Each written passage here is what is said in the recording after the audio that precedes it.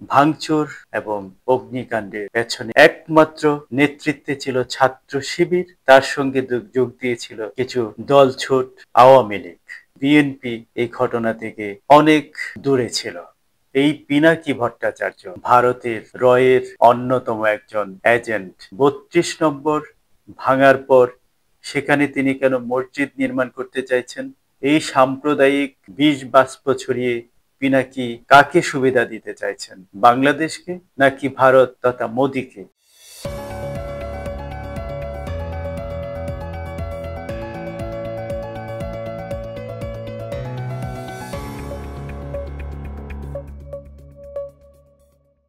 আসসালামু আলাইকুম, সম্মানিত দর্শক শ্রোতা, সবাইকে শুভেচ্ছা।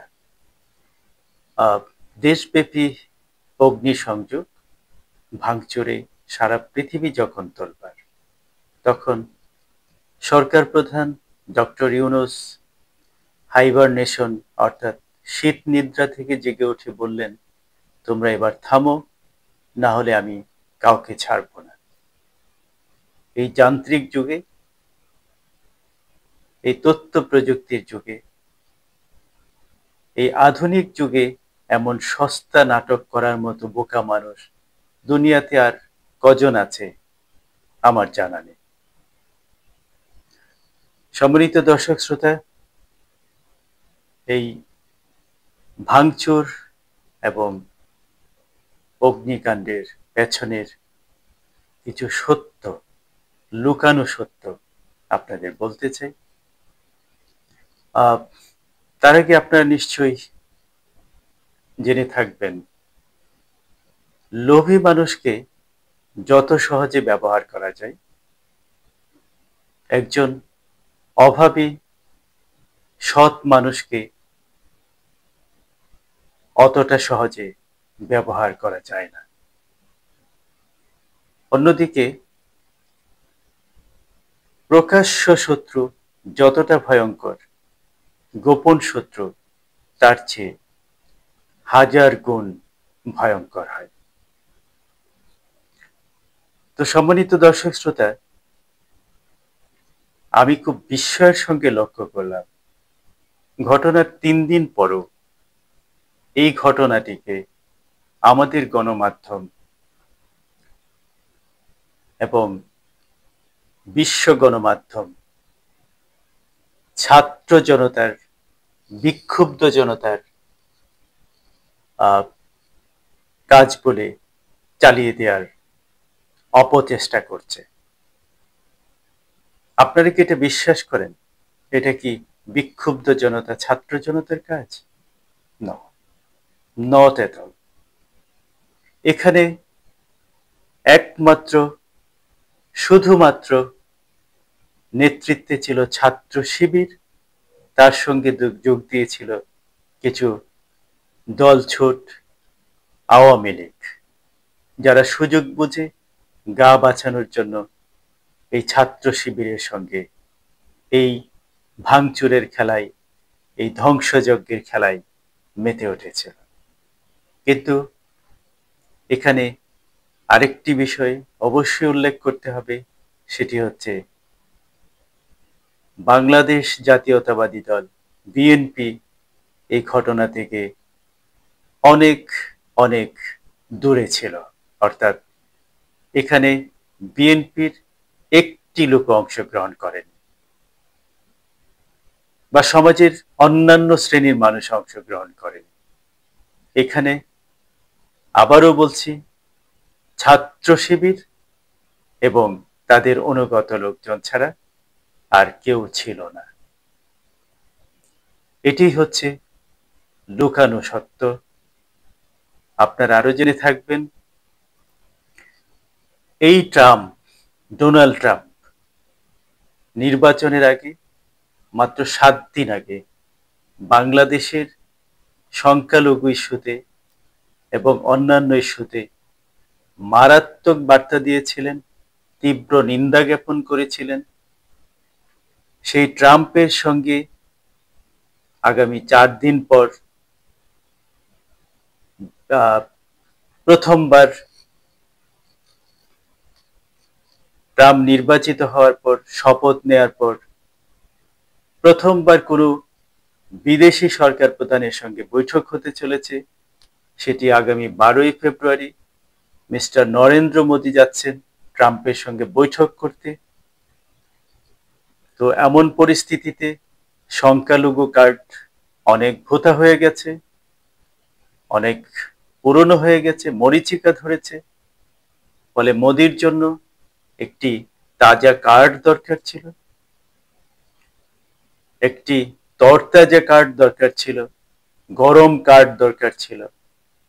এবং সেই কার্ডটি কিন্তু আমাদের এই লোভী সরকার, এই ক্ষমতালোভী সরকার ভারতের হাতে, মোদির হাতে তুলে দিয়েছে। ফেসিবাদকে, ফেসিস্ট হাসিনাকে পুনর্বাসনের, দ্রুত পুনর্বাসনের সুযোগ তারা করে দিয়েছে।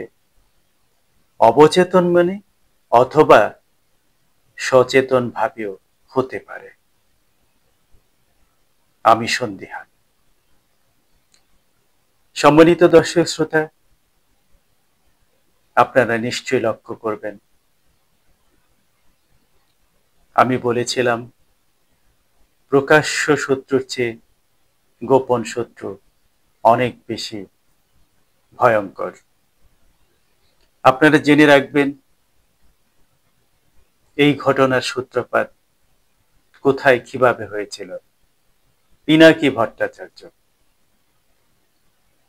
তিনি সামাজিক মাধ্যমে সে আহ্বান করলেন যে হাসিনার বক্তৃতা দেওয়ার সঙ্গে সঙ্গে এটা করতে হবে, এবং তার কথাই সারা দেশে একযোগে ধ্বংসযজ্ঞের মহোৎসব শুরু হয়ে গেল। একটি দেশে সরকার আছে কি নেই বোঝার কোনো উপায় নেই, আইন শৃঙ্খলা রক্ষাকারী কেউ আছে কি নেই বোঝার কোনো উপায় নেই। এই দেশটা কি ইউনূস সরকার চালায়, নাকি পিনাকি ভট্টাচার্যের কথাই চলে, নাকি জামাত শিবিরের কথাই চলে? আপনারা কি বুঝতে পেরেছেন? একটি সরকার কি কখনো এভাবে নির্লিপ্ত থাকতে পারে? সম্মানিত দর্শক শ্রোতা, আরেকটি লুকানো সত্য আপনাদের বলতে চাই। এই ঘটনায় বিএনপির সার্বিক ভূমিকা, বিশেষ করে জামাত শিবিরের সঙ্গে তাদের দূরত্ব এবং অগ্নিসংযোগ, ভাঙচুর, অরাজকতা বন্ধে প্রকাশ্য বিবৃতি এবং সরকারের প্রতি আহ্বান,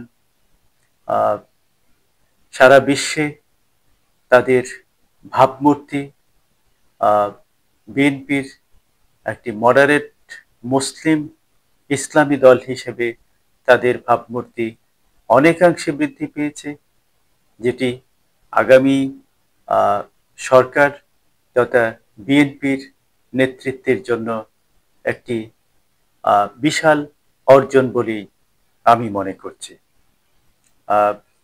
আরেকটি বিষয় আপনারা নিশ্চয়ই জেনে থাকবেন, আমেরিকার প্রেসিডেন্ট ডোনাল্ড ট্রাম্প নির্বাচনের মাত্র এক সপ্তাহ আগে বাংলাদেশ নিয়ে ভয়ঙ্কর বার্তা দিয়েছিলেন, সংখ্যালঘু নির্যাতনের তীব্র নিন্দা জ্ঞাপন করেছিলেন। সেই ডোনাল্ড ট্রাম্প শপথ নেয়ার পর প্রথমবার কোনো বিদেশি সরকার প্রধানের সঙ্গে বৈঠক করতে চলেছেন আগামী 12ই ফেব্রুয়ারি। ভারতের প্রধানমন্ত্রী নরেন্দ্র মোদী বৈঠক করবেন ট্রাম্পের সঙ্গে।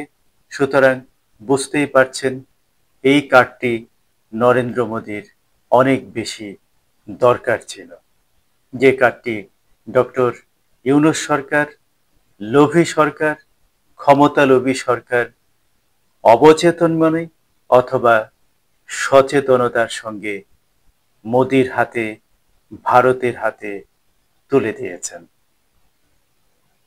আরেকটি বিষয় আপনাদেরকে মনে রাখতে হবে, যেটি বলছিলাম, প্রকাশ্য শত্রুর চেয়ে গোপন শত্রু, অর্থাৎ বন্ধু বেশি গোপন শত্রু কতটা ভয়ঙ্কর হতে পারে তার জ্বলন্ত দৃষ্টান্ত হলো এই পিনাকি ভট্টাচার্য,